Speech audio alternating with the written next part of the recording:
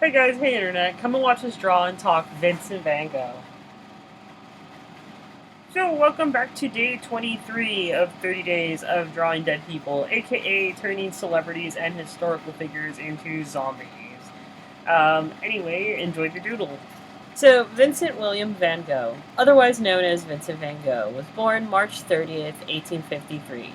He was a Dutch post-impressionist painter who is among the most famous and influential figures in the history of Western art. In just over a decade, he created about 2,100 artworks, including around 860 oil paintings, most of which date from the last 2 years of his life.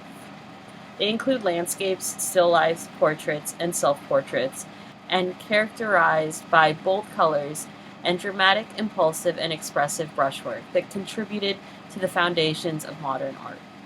He was not commercially successful, and his suicide at 37 came after years of mental illness, depression, and poverty. Born into an upper-middle-class family, Van Gogh drew as a child and was serious, quiet, and thoughtful.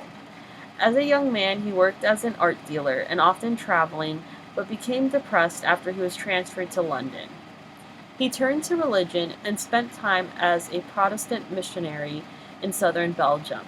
He drifted in ill health and solitude before taking up painting in 1881, having moved back home with his parents. His younger brother Theo supported him financially, and the two kept a long correspondence by letter. His early works, mostly still lifes and depictions of peasant laborers, contained few signs of the vivid colors that distinguished his later work. In 1886, he moved to Paris, where he met members of the avant-garde, including Émile Bernard and Paul Gauguin, who were reacting against the Impressionist sensibility.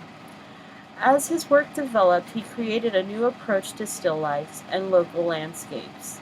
His paintings grew brighter in color as he developed a style that became fully realized during his stay in Arles in the south of France in 1888. During this period, he broadened his subject to include series of olive trees, wheat fields, and sunflowers. Van Gogh suffered from psychotic episodes and delusions, and though he worried about his mental stability, he often neglected his physical health and did not eat properly and drank heavily. His friendship with Gauguin ended after a confrontation with a razor, when, enraged, he severed part of his own left ear.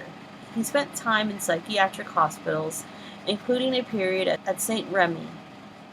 After discharging himself, he moved just outside of Paris, and he came under the care of the homeopathic doctor Paul Gachet.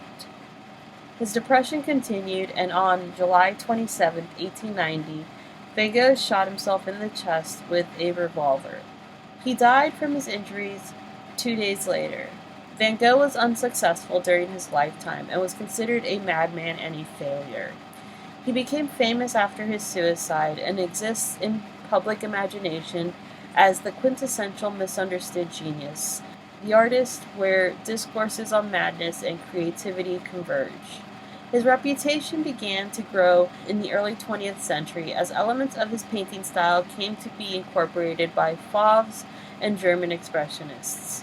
He attained widespread critical, commercial, and popular success over the ensuing decades, and is remembered as an important but tragic painter whose troubled personality typifies the romantic ideal of the tortured artist.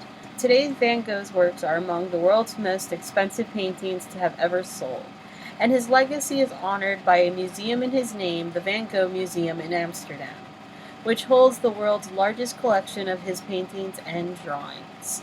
Anyway, that's just a little bit about Vincent van Gogh. I'm pretty sure that you can sit there and you can go out to Google and discover so much more. If you enjoyed this video, definitely hit the like button down below and subscribe to find out who we end up drawing next and turning into a zombie. And if you happen to know any fun facts, feel free to share them down below. And yeah, that's pretty much it. Hope you guys are doing awesome. Bye! Whatever it is that you believe you're seeing, it's not real. Seeing things before they happen. Things are not always what they seem in this place. So you can't take anything for granted.